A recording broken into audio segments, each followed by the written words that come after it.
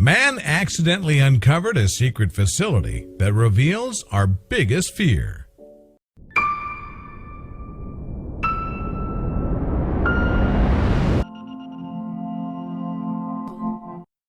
But before we start, please make sure to subscribe and hit the bell so you never miss an upload from us. Also, leave a like right now. Whether it's a dollar bill or a lost winter glove, finding something on the cold cement of a parking lot garage floor isn't likely to change your day all that much. Still, every now and then, a seemingly worthless item can turn into something so much more. Just ask Garrett Graff. A historian and political author, Graff didn't think much of the item one of his work colleagues found on the floor of a parking garage. But upon closer inspection, he saw something on the object that piqued his journalistic curiosity. What followed was a life-changing, multi-year hunt into some of America's most deeply buried secrets. Political writer Garrett Graff has covered a lot of hot-button issues in his lifetime, from the War on Terror to the 2008 U.S. presidential election. But perhaps his most eye-opening research started when his friend handed him something peculiar. It was a government ID for someone from the intelligence community, Graff said, and he gave it to me since I write about that subject. And he's like, I figured you can get this back to the guy. The friend, he noted, had found the ID on a parking garage floor. Right away, Graff noticed something peculiar about the ID. Step-by-step driving instructions covered the back of it. So Graff, inquisitive journalist that he was, used Google Maps to locate the directions and destination. And the results surprised him. The directions led him to a mountain peak just over 70 miles outside of Washington, D.C. There, at a peak known as Raven Rock, the road just ended. It led to the face of the mountain, and then nothing. Graff recalled everything else he saw once he made the trip out there. You can see very clearly these big concrete bunker doors, he said. This little guard shack, chain-link fence, and then this set of concrete bunker doors beyond.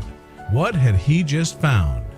It was a facility that I had never heard of, and that wasn't on any map, Graff elaborated. His inner historian and journalist totally was freaking out. He started researching what he'd found as soon as he could. He didn't know it when he first stumbled upon the structure, but the directions had led him to Raven Rock Mountain Complex, also known as Site R. To put it more bluntly, he'd found a nuclear fallout shelter. Graff's research turned up plenty of information on the United States government's nuclear war contingency plan. Some of it comforting, some of it horrifying, and all of it fascinating. For example, the Truman administration sanctioned construction on the bunker in 1951 once the Cold War with the Soviet Union started warming up. They used a construction team who'd carved out New York City subway tunnels to do the job. So how'd they keep it a secret? Laborer Gene Bowman, who was paid $1.35 per hour in 1951 to bore through the granite of Raven Rock, put it this way. They just said they were building a tunnel. Wasn't nobody interested in what they were doing. Once dug, however, it didn't look like a simple tunnel. In his interview with NPR, Graff described the Raven Rock complex as a freestanding city built inside of this mountain. Intended to be a backup Pentagon, Site R boasted two 34-ton blast doors capable of thwarting nuclear bomb blows. Beyond the blast doors and inside the heart of the rock, 100,000 feet of office provided all the room military officials would need to operate. Infirmaries, cafeterias, and utility areas allowed for up to 1,400 of America's VIPs to live somewhat comfortably. With a catch. With the president, his or her cabinet officials, and military personnel inhabiting the bunker, there was no room for spouses. This led to a famous exchange between then Supreme Court Justice Earl Warren and another official. Handed an ID badge for access to Raven Rock, Justice Warren realized there wasn't one for his wife. When told she wouldn't be allowed in, the justice handed back the ID and said, "You'll have room for one more important official." Believe it or not, Raven Rock wasn't just a place for the elite and powerful to hobnob as the world around them fell apart. As Graff discovered, officials set up very specific operation plans for every federal branch, even the IRS and post office. Yep, even in the case of nuclear destruction, the government wasn't going to let people off the tax hook so easily. The IRS had a post-bomb plan that covered how to appropriately tax damaged, rather vaporized property. And where would people get money to pay taxes in an apocalyptic society? Uncle Sam had a plan for that too. Officials stashed away publicly scorned $2 bills in another bomb shelter to redistribute as currency. Other federal departments had assigned duties as well. The Parks Department would set up refugee camps, the Department of Agriculture would divvy up rations, and the Post Office was charged with finding out who died in the blast. At the time of the Cold War, a nuclear attack felt so imminent that Raven Rock had been fully manned and operated 24 hours a day up until 1992. Operations were picked up and modernized once more after the September 11 attacks in 2001. They again run 24/7. Though the ID card Graff received listed directions to only one secret bunker, his research uncovered half a dozen or so other doomsday shelters, like one beneath the Greenbrier Resort in West Virginia here, each more or less the same in function and design. In Cheyenne Mountain near Colorado Springs lie another hidden doomsday bunker. Like Raven Rock, this complex was built in the 1950s and has served as the command post responsible for defending both Canada and the U.S. from air attacks, Graff said. Cheyenne Mountain had reservoirs of water and fuel, doctors' offices, gyms, and even a Subway sandwich joint. So in the event of a nuclear attack, whoever was working the cash register at the time earned a spot among the surviving elite. Through all of his research, though, Graff learned something unsettling. If you're trying to preserve and restart the government after an attack, he explained to NPR, it becomes this very existential question about what is America. As far as Graff could tell, the bunkers provided a disturbing answer. The civilian population will be left to itself for weeks or months at a time, he said, and a small number of senior government officials will be spirited out to these bunkers.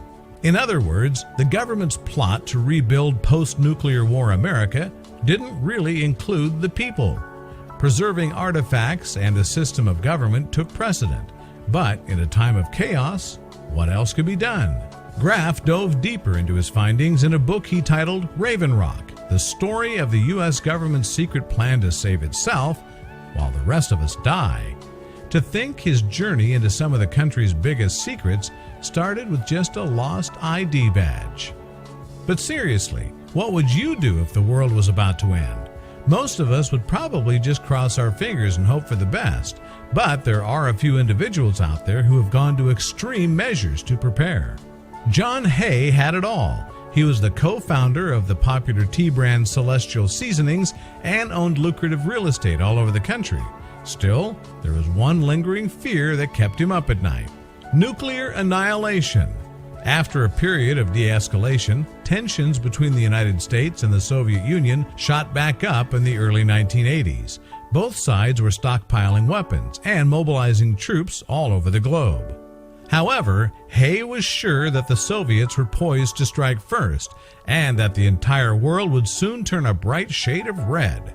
America couldn't protect him from this threat.